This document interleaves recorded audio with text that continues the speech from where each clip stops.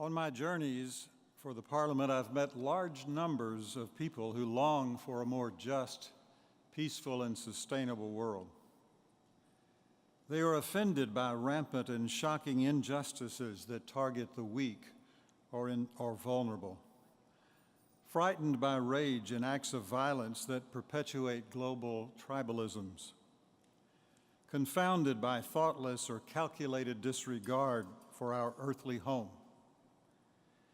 These are people of good faith, of many different faiths, or people who follow no one particular faith or no faith at all, and yet they are all people of whom it might be said they religiously follow their consciences or their sacred traditions as they try to turn their dreams into reality. No matter their religious identity, however, some of these individuals, in fact, hold more tightly to their own ideological self-understanding and less tenaciously to their interfaith belonging. They can function well within a multi-faith world, but believe that the answers to the world's problems lie within their own spiritual or philosophical traditions. Even those who don't identify with a religion that is known for evangelizing may still feel as if their own faith often offers the best way or the correct path for achieving meaning and fulfillment in this life. Without necessarily understanding the classic definitions, they think and act more like exclusivists rather than like pluralists. And all of this is to say, they can be quite admirable people, pious and moral, warm-hearted and level-headed, yet people who prefer their personal beliefs and harbor some real doubts that any other religious perspective than their own can really contribute significantly to the solving of global problems. Now, it's not that such people are unkind or they're not fascinated by difference. They appreciate the fact that there are different religions in the world, and they may be curious to know more and more about those faiths. But on the other hand, a lot of them sincerely believe that the kindest thing they can do for persons of other traditions is to convert them to become just like themselves. Now, I have a hunch that I'm not describing any of you who have chosen to attend the Parliament, so this explanation may be unnecessary, but I stress this point because we who are here, we interfaith souls and committed idealists, we have the ability to go back to our homes, our places of work, schools and communities, to tell family and friends and fellow students or workers that faith must be linked incontrovertibly to interfaith. In a world such as ours, we no longer have the luxury of staying safely within our own religious silos. We can no longer pretend that one and only one religious path promises hope for the future. We should never again make the mistake of thinking the divine favors some people over other people, or condemns certain people because they strive to live a good life and make a better world, and yet they do so outside the parameters established by our way of believing. Our opportunity is enviable. We have the privilege of departing from this conference, committed to sharing the relevant messages of our own particular prophets and spiritual teachers. Teachers who have shared ideas and behaviors so consistent with today's interfaith movement. It was the ancient prophet of Israel named Amos, for example, who said, "Let justice roll down like waters and righteousness like an ever-flowing stream." Lord Krishna identified a life of justice with the way one demonstrates compassion that exceeds self-interest, explaining, when a person responds to the joys and sorrows of others as if they were his own, he has attained the highest state of spiritual union.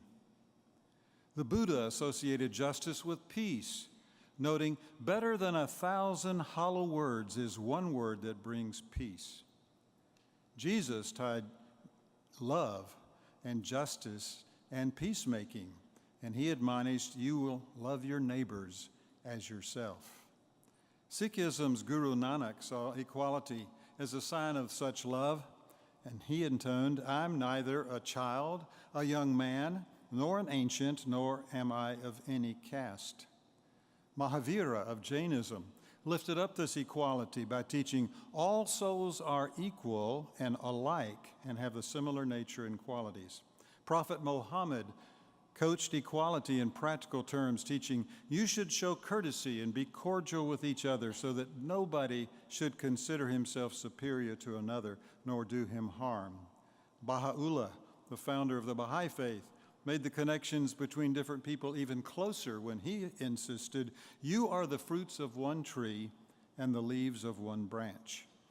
While an American Plains Indian asked the Great Spirit for wisdom so that he could grasp his connectedness to all living beings when he prayed, "Give me knowledge so I may have kindness for all." These are our prophets, and there are many others. And we could go away telling people the messages of our prophets, but linking devotion to our own spiritual paths and to our prophets and commitment to interfaith relations is not just as simple a process as going back and quoting profound statements from spiritual leaders. As many of us know, making that shift from the identification that we've had in our own religious way since early childhood requires some considerable time and serious effort. Our experience is consistent with what Rabbi Abraham Joshua Heschel explained when he said, "The problem to be faced is how to combine loyalty to one's own tradition with reverence to different traditions." For many of us, an openness to a more pluralistic perspective was a step-by-step process, beginning with our first experience of becoming friends with someone of another faith. And that friendship perhaps led logically to sharing one another's sacred spaces or participating in each other's religious rituals. And once trust in and care for the religious other was established, we no doubt began to ask and to answer increasingly important questions about our faith differences. We probably were struck by the moral uprightness, the personal integrity of our friends, which made it difficult, if not impossible, ever again to exclude them or to assign them any label used to designate a state of spiritual hopelessness. Perhaps we observed, celebrated, and learned from the genuine piety of our friends. We found that their ethical lives were challenging and sometimes even shaming our own moral goodness because they were so spiritually different from ourselves. And so gradually, and yet convincingly, some of us have let go of narrower faith commitments and embraced a broader interfaith identity. But the truth, my friends, is that we don't have to water down our own beliefs or deny our personal experiences in order to accept the validity of someone else's beliefs and experiences. As the Sufi prophet Rumi reminds us, there are hundreds of ways to kneel and kiss the ground. My wife Janie and I spent one day on our honeymoon 46 years ago touring the vast Carlsbad Caverns in New Mexico, USA. And with other guests, we rode an elevator 800 feet into the ground, exiting into a massive room in that cave system. It was there that you could buy snacks or lunch souvenirs. It was that point from which all tours left many different links around many different curves. And we all separated and followed our guides who turned on parts of the cave, lit it up to wonderful cave anomalies for us excited amateur flash photographers from many parts of the world. And I began to wonder, how is that Carlsbad Cavern experience similar to our experience in religious complexity today? As fellow humans, we are all in that massive central location, it seems to me, following a passage that leads from darkness to light. We choose our different religious pathways. We follow a guide as we journey, winding round and round, up and down, pursuing a way we feel is the best choice for us. Now suppose after considerable time, we come to the opening of the cave, we experience the light, but goodness and concern for others causes us to turn around, go back down our passageway, calling out, "I found the light! I've found the light." But suppose when we get to the bottom, we meet some pilgrims who've walked other ways, and they're just as convinced and excited to say, we found the light on our path also. And now I ask us, are we capable to say to them, oh, your way is wrong? Your path is a dead end. Only our way is the true way that leads to life and light. I can unequivocally say we must not say such a thing if we've never walked their path. What we can say with humility and excitement and earnestness is, well, I can't make a judgment on your pathway. I can only give witness to the light I've seen, but please tell me about your light. Tell me about your path. And as we become friends, perhaps one day you will trust me and allow me to share about the path I walked. Dedication to our own spiritual path does not give us the authority or ability to denigrate anyone else's way. We can profoundly affirm our way while at the same time respecting and honoring another's way. This is what the Buddhist monk Thich Nhat Hanh said. Don't be idolatrous about or bound to any doctrine, theory, or ideology, even Buddhist ones. All systems of thought are guiding means. They're not the absolute truth. One of the things we noticed in the depths of Carlsbad Caverns was how similar the hundreds of us tourists were. I want to be speaking to you now. With our Instamatic cameras, with our backpacks, and with our desire to see, we were all alike. And that is the way it is in our spiritual family.